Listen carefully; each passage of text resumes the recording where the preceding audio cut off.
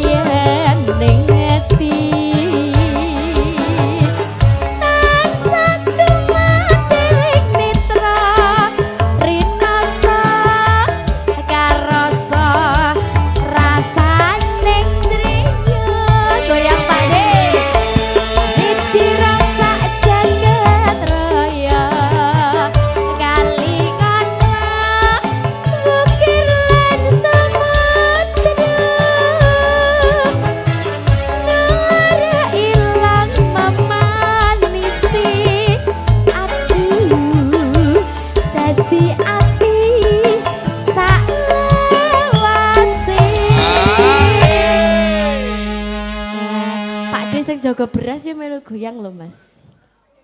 Pak D sinten Mbak? Pak D Pujo. Pak RT. Pak RT kok gur terima nunggu beras ya Mas.